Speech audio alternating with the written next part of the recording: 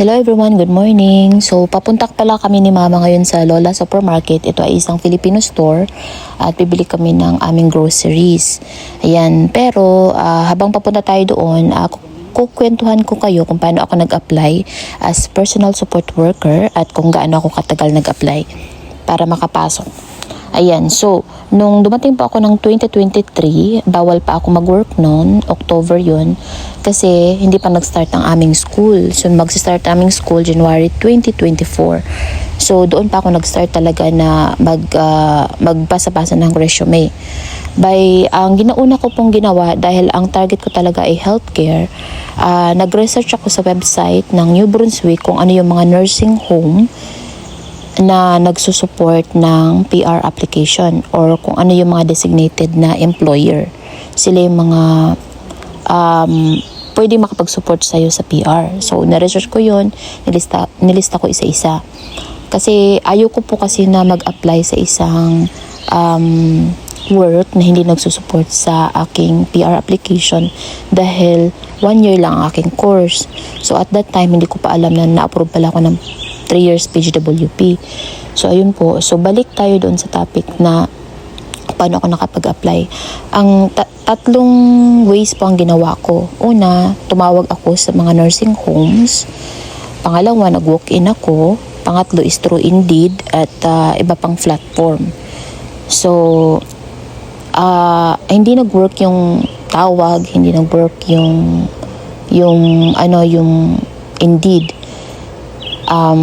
Hindi siya nag-work for a long time kasi winter din nun. So ang ginawa ko, sabi ko baka hindi pa ako pwedeng makapag-apply sa healthcare kasi nga wala pa akong previous work experience at saka wala pa kaming clinical that time na pwede ko maipakita. Tapos ang ginawa ko po is nag-volunteer ako sa mga nursing homes kasi by the time nag-aaral na ako as a student. So nag-volunteer ako sa Shanex. So, nag-attend ako ng mga event nila, ganyan. Ang goal ko po kasi noon is para magkaroon ako ng character reference. At least meron lang akong mailagay na reference kasi ang hirap po na wala makita na reference ang mga Canadian employers mo. Tsaka maano din kasi nila na parang active ka rin sa volunteer, ganyan. So, dahil ang tagal ko po nakahanap, sabi ko, mag-apply na lang muna ako sa ibang field kasi kailangan ko talaga ng pambayad ng tuition at saka yung mga gastusin din ba. So, nag-apply ako sa babysitting, ganyan, sa restaurant. Walang pumanggap sa akin sa restaurant po kasi winter that time, so close yung mga business.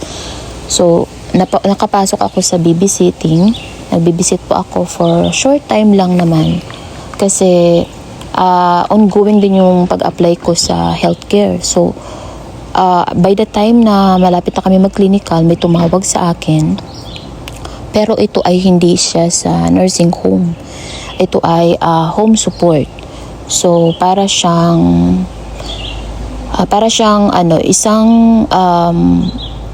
isa siyang company na kung saan pupunta ka sa mga bahay-bahay ng client at saka yung mga client na hindi na able, parang ikaw yung magkakampany sa kanila na mag-grocery, ikaw yung magbibisit sa kanila, hindi bibisit kasi matatanda, ikaw yung parang magsisitter sa kanila.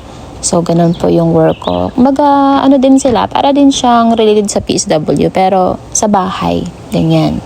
Pero, may times din na pupunta ka rin sa mga nursing home na pwede kang i-hire ng family na maging sitter sa mga may dementia na patient. Ganyan po yung pangalawa kong work. So, pero hindi pa rin ako nag-give up na mag-apply sa mga nursing homes talaga na proper. Kasi ayoko yung parang nagbabiyahe ako sa bus tapos napunta-punta sa bahay-bahay kasi wala pa akong sasakyan. So, ginawa ko, nag-apply uli ako, continuous apply, nag-walk-in ako. So, yung time na nag-walk-in ako, tinawagan ako after more than 3 months. So, by that time, nag-clinical na kami sa school. So, meron akong knowledge kung paano mag-care talaga ng resident. ng mga patients. So, nung in-interview ako, nakatulong din yung aking babysitting na job at saka yung aking pangalawang job na pupunta sa bahay-bahay. Kasi sila yung parang tinawagan ng employer ko regarding sa aking paano ako mag-work, parang ganun. So, ganun po. Ganun ang pag-apply ko. But it took me almost 4 months before ako ma-employed sa trabaho ko talaga ngayon.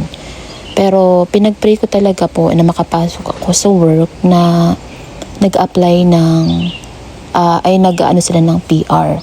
So, sa aking interview, phone interview pa lang, talagang nag-direct na ako nagtanong sa aking employer.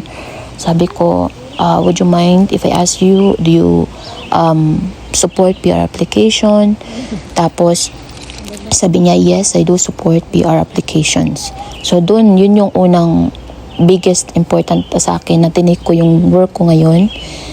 Yun pa rin yung employer ko at good thing kasi nag-start ako sa kanila as a student, so nakapag-build na ako ng relationship sa aking employer at nung na full-time ako sa kanila pa rin ako. So by the time na nag-apply ako ng PR, nagkaroon kasi ng pagbabago sa aking pathway. So instead na EIP, naging PNP po ako, PNP Provincial Nomination Program. So by the time na nag-apply ako noon, unfortunately hindi nag-support yung aking employer ng PNP at by the time. Pero dahil nakapag-build na ako ng relationship sa aking employer kasi nag-start ako sa kanila as a student, kinausap ko siya. Sabi ko, this is my only pathway so I can apply for PR. I hope you can help me. So naging mabuti naman akong employee sa kanila, kung ano talaga yung trabaho ay talagang sinipagan ko rin. Nag 16 hours ako.